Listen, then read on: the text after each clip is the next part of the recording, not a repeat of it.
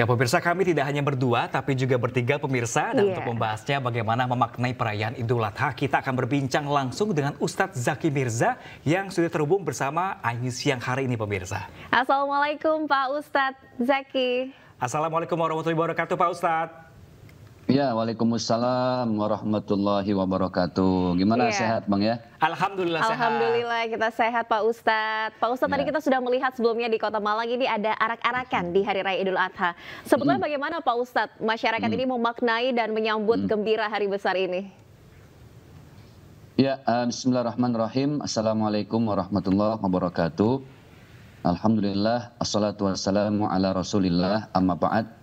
Wa qala Allah azza wa jalla fi kitabihil aziz. A'udzubillahi minasyaitonirrajim. Bismillahirrahmanirrahim. Inna a'tainakal kautsar fashalli lirabbika wanhar inna syani'aka huwal abtar. Baik. Setiap negara, setiap tradisi, setiap budaya punya cara yang tidak sama dalam menyambut meriahnya Idul Adha. Bahkan waktu saya kuliah di Al-Azhar, Kairo, Mesir, lebih semarak Idul Adha daripada Idul Fitri. Bagaimana justru di sana masyarakat Mesir itu berbondong-bondong mudik ketika Idul Adha. Mungkin karena banyak pemotongan hewan ya, jadi mereka berbahagia dan lain sebagainya. Tapi justru di kita dengan tradisi yang berbeda, justru lebih semarak mudik itu ketika Idul Adha. Nah, apapun itu, tapi yang pasti seperti ayat yang saya sampaikan tadi, ini ayat yang ada 3 ayat dalam satu surat yang kita sudah hafal sebenarnya ya dari kecil. Inna a'tainakal kautsar. Allah itu sudah memberikan nikmat yang begitu banyak. Nah, makanya fasholli lirabbika wanhar. Dirikanlah sholat, tapi jangan lupa sempurnakan sholatmu itu dengan berkurban. Inna syani'aka huwal abtar. Karena salah satu manfaat dari berkurban itu adalah untuk memutuskan orang-orang yang benci dengan kita. Nah, Artinya gimana Ustadz? kenapa? Nah, artinya gini, banyak orang yang benci dengan kita kan ada respon, ada stimulus ya. Stimulus itu adalah sikap orang lain ke kita, semuanya tergantung bagaimana respon kita. Apapun stimulusnya, orang mau dengki, mau benci, mau dendam kesumat, kita tetap harus dengan respon yang baik. Makanya doanya ihdinas siratal mustaqim, tunjukkan kami jalan yang lurus. Nah, dengan berkurban itu artinya kita meminta kepada Allah, karena kurban itu kan yang sampai kepada Allah bukan darah dan dagingnya, tapi keikhlasannya. Betul. Nah, keikhlasannya itu adalah doa. Hebatnya kita berkurban, bahkan orang yang benci kita pun dengan berkurban kita sedang mendoakan orang yang sedang membenci kita. Dahsyat kan? Secara tidak langsung Biasanya- Ustadz ya? Iya, secara tidak langsung. Atau perlu dipamerkan ke orang yang kita benci sama kita gitu kalau kita berkurban Ustadz? Posting di Instagram. Hey bro, Gak apa-apa, Pak Ustadz. nih gue kurban ya. Gak apa-apa tuh Pak Ustadz kita memamerkan apa yang kita kurbankan di hari kurban ini? Ya sebenarnya nggak apa-apa, karena gini, dalam urusan kebaikan itu ada yang namanya sirron, diam-diam, ada yang alaniyatan, secara terang-terangan. Kebaikan yang disampaikan secara terang-terangan itu baik, tapi secara diam-diam itu lebih baik. Tapi ini hebatnya kebaikan yang kita sampaikan secara terang-terangan, secara alaniyatan, ketika ada orang lain yang mengikuti jejak kebaikan kita tadi, fastabiqul khairat, berlomba-lomba dalam kebaikan. Oh, si bro korban nih, gue nggak mau kalah, gue ikut korban juga deh. Terlepas apapun niatnya, itu yang tadi pertama berkurban, kemudian dia posting, dia kebagian lagi tuh pahala dari orang-orang Berkompetisi yang berbuat berkurban baik setelah jadinya dia. Pak Ustadz ya? Betul. Dan itu Oke. multi level marketingnya Allah, unlimited tuh, nggak berbatas tuh bawahnya. Kalau konsekuensinya apa Pak Ustadz kalau kita sudah mampu tapi tetap tidak melaksanakan kurban begitu? Ini yang perlu kita pahami bersama, ini nasihat buat saya. Satu hal yang sering kita lupa, banyak banget kita bela-belain berkurban, tapi sisi lain kita lupa bayar utang. Oh, Ini loh. Oke. Jadi mana yang lebih wajib? Tentunya bayar hutang. Bayar hutang itu kan wajib, berkurban sunnah. Jangan sampai kita sholat sunnah qobliyah, zuhur misalnya nih. Sholat sunnah qobliyah 2 rakaat sebelum zuhur. Sholat sunnah qobliyahnya kita dirikan, tapi zuhurnya enggak, gitu kan. Oh, sama aja yang sholat Jangan 1 sampai. tahun 2 kali, tapi sholat wajibnya nggak dilakukan gitu ya Ustadz ya? Nah, iya. Oke. Betul. Artinya Analoginya Allah gitu. juga tidak mau membebani kita kalau kita masih ada kewajiban, Benar. punya hutang begitu Betul ya Pak banget. Ustadz ya. Ini tidak harus berkurban juga ya.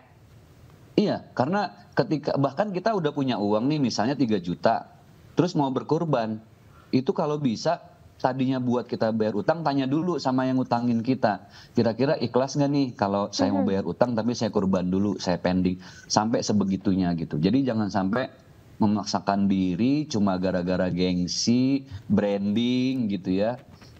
Kesannya nanti kalau nggak berkurban dinilai orang miskin, orang duafa, nggak seperti itu niatnya gitu. Oke, Pak Ustadz, ini kan kemarin kita juga ada perbedaan Hari Raya Idul Adha di Arab Saudi dan juga di Iya. Indonesia beda selisih sehari. Seperti apa ini perbedaan ini? Apakah akan berdampak atau sama-sama saja Pak Ustadz? Sebenarnya dalam urusan khilafiyah, perbedaan pendapat itu satu hal yang wajar ya. Jadi bukan satu hal yang sangat signifikan dan seolah-olah mutlak menjadi perbedaan yang saling mengharamkan, enggak. Justru baginda Rasulullah beliau bersabda, ikhtilafu ummati rahmatun. Perbedaan-perbedaan secara fikih, ibadah, penanggalan Idul Fitri atau Idul Adha, itu penuh hikmah yang kita harus tetap legowo, tetap berbesar hati, saling menghargai. Karena yang kurban itu kan esensinya adalah mendekatkan diri kepada Allah. Jangan sampai cuman gara-gara beda hari Idul Kurban, kita justru jadi menjauh karena tidak berakhlak, karena tidak menghargai.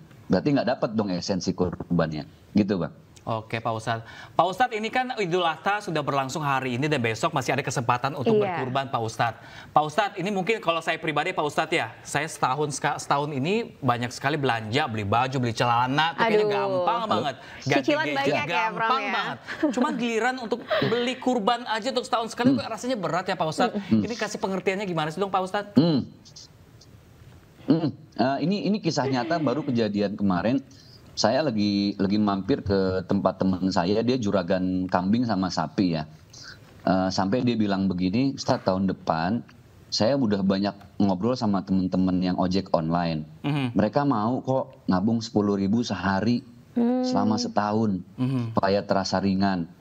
Nah kalau perlu nanti kerjasama dengan aplikasi-aplikasi online, dipotongnya harian gitu loh, bulanan pun boleh. Karena kadang kita kalau udah ada uangnya, akhirnya lupa. Kepake buat yang lain ya, sedekah Pak itu Ustadz. harus kadang betul. Entah buat beli token listrik lah kan gitu ya. Tiba-tiba istri mau beli skincare, nah kan jadi kepake uangnya kan. Jadi yang dibutuhkan adalah kalau niat ya Pak Ustadz ya. Betul. Oke baik Pak Ustadz, tapi ini kan kita bisa merayakan Idul Adha dengan bahagia di Indonesia Dengan damai mungkin, gitu dengan ya, damai, tenang, dengan masih menyenangkan. berkumpul bersama keluarga. Tapi di Gaza Pak Ustadz, ini kan suasana Idul Adhanya jauh berbeda. Mereka diselimuti kelaparan, tidak bisa menikmati daging kurban. Bagaimana mereka bisa kemudian memaknai Idul Adha di tengah kesengsaraan ini Pak Ustadz?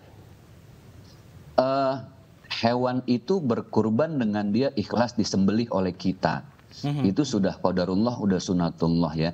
Yakinlah setiap tetes mata kambing, sapi, itu yang menjadi berkah untuk seekor kambing atau sapi. Atau hewan manapun yang disembelih. Itu kurbannya mereka, berkurban, mengorbankan diri untuk disembelih. Ada yang tanya, Ustadz, kenapa sih kalau kurban itu kebanyakan jantan dan harus jantan? Saya bercandain begini, aduh kalau betina tuh susah, jangankan untuk berkurban, mengalah aja nggak mau kadang gitu. Itulah kenapa dipilihnya jantan gitu ya.